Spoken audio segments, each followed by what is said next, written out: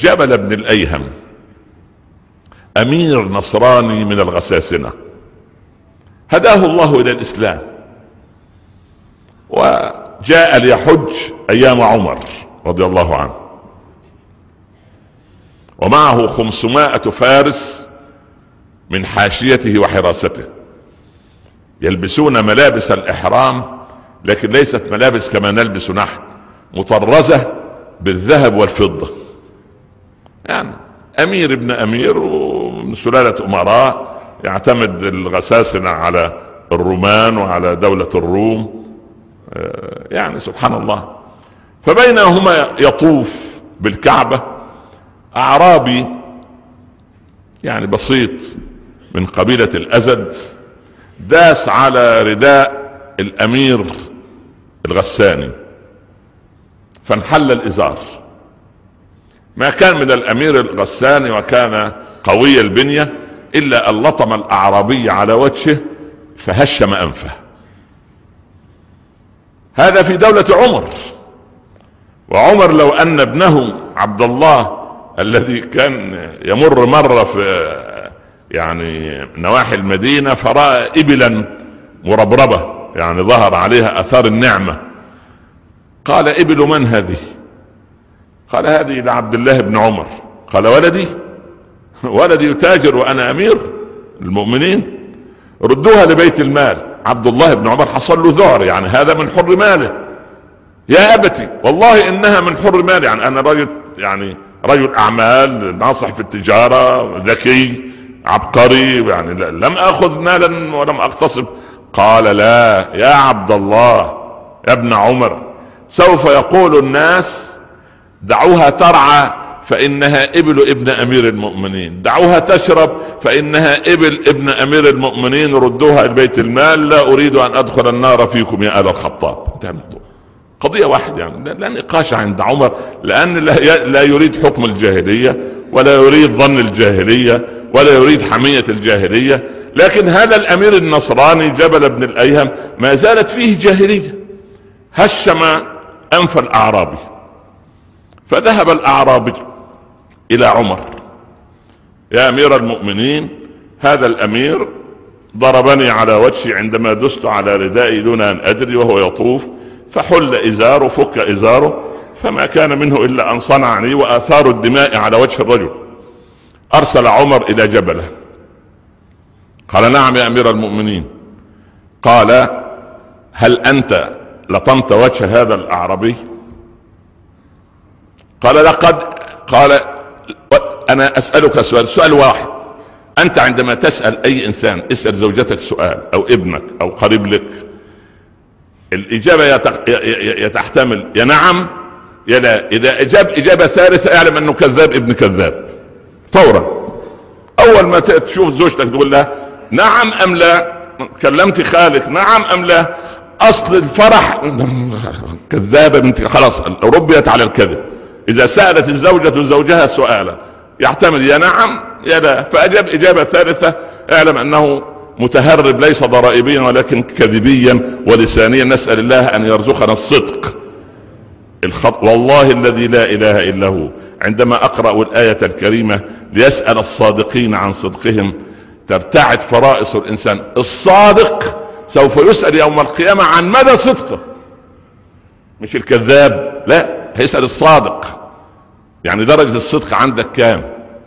فعمر يسأل الرجل يريد جبل أن يوضح له. أنا أجيبك، أسألك سؤال: هل لطمت وجه هذا؟ قال: نعم.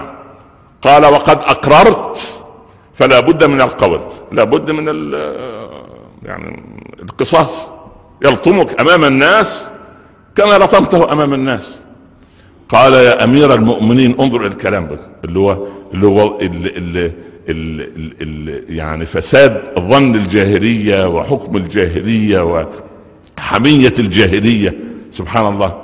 يا أمير المؤمنين، أنا أمير وهذا من السوقة، يعني ده أي كلام، يعني كما يعني والله الذي لا إله إلا هو إن لم نحسن إلى الذين يعملون عندنا ويساعدوننا سواء في بيوتنا أو قيادة سياراتنا او اعانتنا في بلادنا ولم نتق الله فيهم سوف ينزل علينا غضب الله عز وجل.